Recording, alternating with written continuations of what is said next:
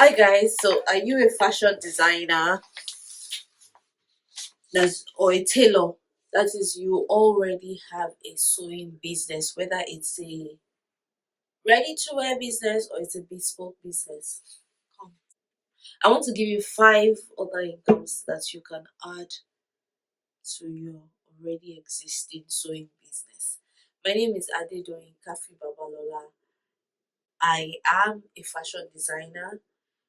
I'm a Nigerian fashion designer based in the UK. I used to be in Nigeria. I used to run my business from Nigeria, and I know that these principles or these models are things that have worked for my fashion business and helped me to grow rapidly in Nigeria. So I'm going to be sharing you five side hustles.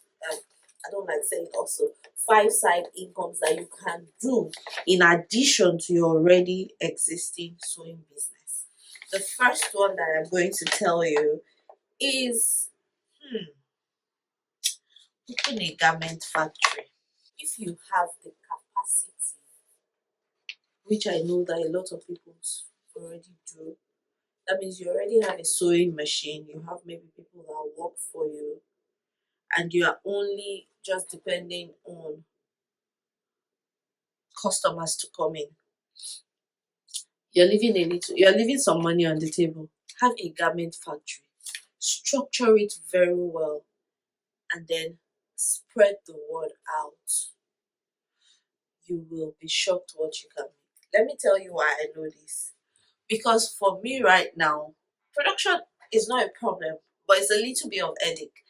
And I always know that when I go through some of these kind of things, I realize I know that a lot of people are also going through the same thing. Why do I say that? A lot of people, number one reason why I say this is there's a fresh market. So key into it quick and fast. In fact, a lot of people have keyed into it, but I'm just giving you the T. Key into it fast. Number one, a lot of people recently relocated.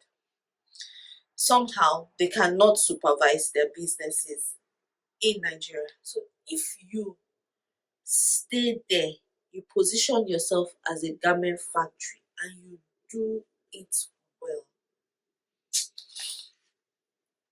sky is your limit.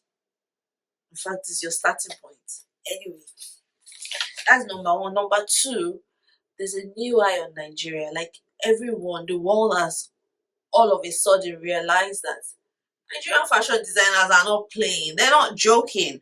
So even though there's a limitation because of some things that makes Nigerian businesses not have access to maybe some some of the world, like for instance, you can't put your clothes on Etsy. Let me just say, like for instance, you can't put your clothes on some platforms. You and now people now understand that Nigeria is a statement when it comes to fashion. You understand? So if you position yourself, it's almost like everything don't set, ground don't level, everything don't set. You just enter and plug in. This is not for everyone, even though you're a fashion designer, you're already so. Because for production, there has to be capacity. You understand? The number two side income that you can do is now, number one thing is I wish I did it because a lot of people asked me about this, but I knew that it was going to affect because I do other businesses around fashion, so I didn't want to like do this. So I think that you might just want to pick one or two. You cannot really necessarily do the five because why? You are not five people, you are only one person. You have to build to a certain extent and be known for something, basically like that.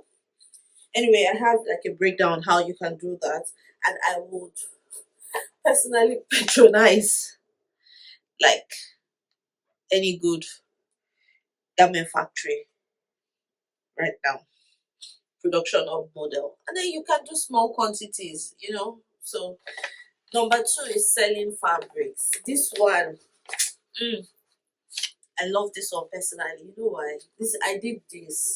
If I still do it, I still and I don't care. I think you should just not sleep on it. Selling fabrics is really, really, really good. Especially if you have that uh, market woman vibes like me. If you have that, people, I'm Yoruba. My tribe is Yoruba, but sometimes people say, ah, you like money like Igbo. These are just things that we say in Nigeria, so Nigerians will understand what I'm saying. But there's just something about me as a fashion designer in a fabric store. I like the way it brings out creativity. I like the way it's. I just like it anyway. So sell. I used to sell fabrics, and I think that it's very. I would rather you be selling fabric as a designer or someone that works with fabric than someone that's just doing it as their business. And hear me, I don't mean that people that are doing it and they're not fashion designers shouldn't do it. No, that's not what I mean. I mean that for you to do it, you have special knowledge. For instance, you will know someone that knows their onions. That's basically what I'm trying to say. For instance, let's use denim. There's hard denim, there's soft denim, there's different shades of denim. When you as a fashion designer see denim, you know what it can do for you, and you know which one is special, or how do I put it? It's not like another person too cannot do these things, but it's just that you have like a creative knowledge, not just a market knowledge of it. You have like a creative ability, so you have a creative advantage. Number one. Number two, you have already made customers. Now it depends on the capacity you want to run at, but you have already made customers. You already have customers that are sewing clothes. So that means that somehow you have a channel of distribution, whether it's people coming to your store or whether it's that you sell online. Somehow people see stuff. And I think that we even already do it, but we just do it in like a low scale.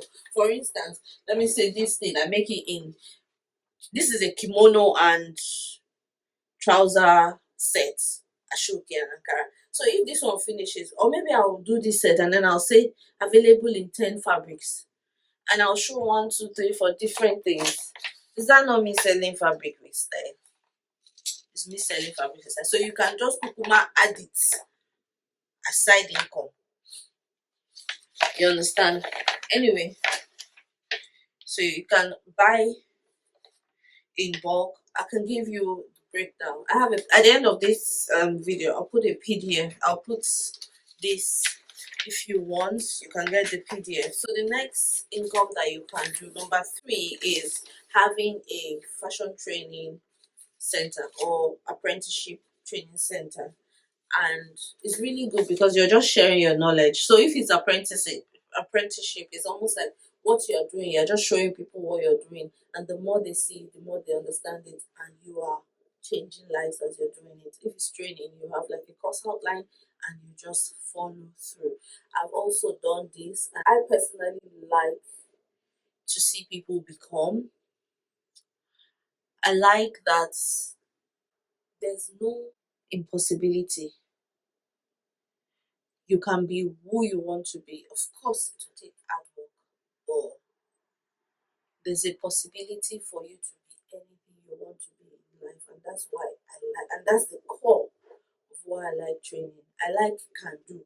I like I can do it. If I can do it, she can do it. Oh yeah, and that's what I transfer to people personally. So even if you come into my training school or my training center, beyond the knowledge that I give you, or beyond the knowledge that we talk about, for me, when I know that a student is ready is when they now have that, they can interpret the design by themselves, they can break the design down, they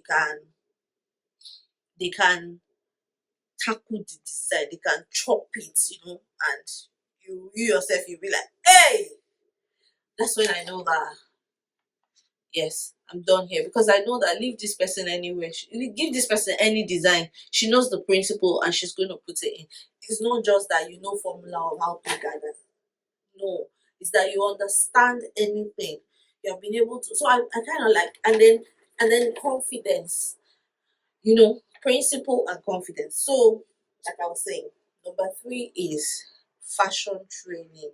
If you would like to start your fashion academy, you don't know how to go about it. If you would like to start any of these things, or you just want to pick my brain on your present business, you can book a consultation with me. Link away in bio. Now, number four thing is digital content and fashion photo space. So I recently saw a post and I was wowed. I was very, very impressed. So what the lady does is kind of like people send out their clothes and she helps them to photograph it. So now the annoying thing, or I just saw it on Instagram passing, and I didn't follow the person or get her number because I didn't even realize that even I need that service. So if you have like a really good place, maybe a nice background, good light, good mannequin, or if you want to go a notch further, maybe models, and you just take pictures or videos for people. You know, now we talked about garment production. See, you don't know what people need in their business, and you don't know what business is all about. Problem solving, right? You don't know what problem you'll be solving for someone. For instance, for me now, something happened to me, and I realized, oh, you're leaving money on the table. So I make my ready to wears, and sometimes because of time or because of cannot shoot it, so they will just bring it to me, and I'm the one that is supposed to now shoot it. Now it's more expensive for me to shoot here in the UK than for it to be shot in Nigeria. And maybe I'm just like, oh, let me pile everything, and then when I pile everything, I'll go and shoot it. Or maybe I just don't have time because I also do sewing, alteration, bridal alteration, you know, and it's still in the box rather than for me to have the picture and post it up and it's already sold. So for me, I realized it was a big problem when someone entered into my DM WhatsApp and she was looking for a particular thing. I had that thing and I was almost going to lose the money because she just said, I want a blue Mikado Bubu. She's not in my space. So it would have been for me to bring out the boxes and start checking. But I just realized that we took a professional picture of this. And you know the worst part? She had gone online and found a particular one that she was going to purchase. So she had gone online and she found a particular one that she was now trying to see how she would reach that person. She had gone online and she had found one particular one that already they had done their photo shoot. But she didn't know that person. So she was in my group, in the group that I was in. The only reason I made that sale was that I had done a photo shoot of that particular book. So when I presented my photo forward, she had no choice. She was like, oh wow, it's beautiful. And she bought it. The only reason why that happened was because I photographed it. So if you just want to say, I take these pictures. Anyway, that's number four. Think about it. Even I need to go and look for this person that I saw that is already doing this. And because she said something like someone sent her 50 clothes that she needs to photograph for. Like, this one too is business. I was thrilled. Number five is print on demand. Print on demand. Now, print on demand is not very common in Nigeria, but it's also a very, very good business. I'll show you what I mean. When I say print on demand, this is something like print on demand. So what I see, a lot of people do print in Nigeria, but they only do it as printing. So maybe church program, maybe election, maybe inauguration. Not really like fashion. It's an old industry here in the Western world. You know, you can just do this. So if you want to know how to do this, and there are different ways that you can do this, I'll show you something quickly. You can either use like your vinyl. So this is gotten from something like this, or you can use like a TDF. I can't remember. No, not. I can't remember what it's called, but yeah, you can use already made ones like this. If you wanted to learn how to do it, this is something I can also walk you through. I'm going to do a next one. Now, the next one will be for designers that are just relocated and maybe they're trying to start their fashion business again and they're wondering where to start from. So Nigerian fashion designers in the diaspora. Yes. Nigerian fashion designers in the diaspora. I'm going to be doing videos on things that you can do in the diaspora that is going to help your fashion business. If this was helpful, please let me know in the comment section. And if there's any of these things that you want me to break down the more, you don't want to come into my consultation, you just want me to break it down, put it in the comment section. Let's see what we can do. Or you just want me to show you how I do. And yes, so that video will be for Nigerian fashion designers in the diaspora thinking of what they can do. Yes. After that, I think I will talk about after that, the next video will be me talking about principles that I do in my fashion business. A lot of them are biblical. A lot of them have like Jesus centered all over it, or Holy Spirit centered all over it.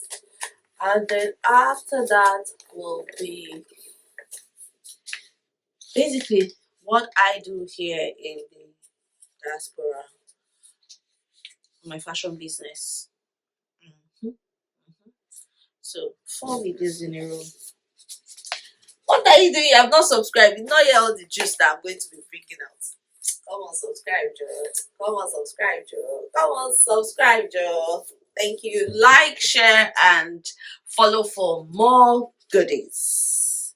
Yes. And if you want to pick my brain or do a consultation, link will be in bio. Thank you. Bye.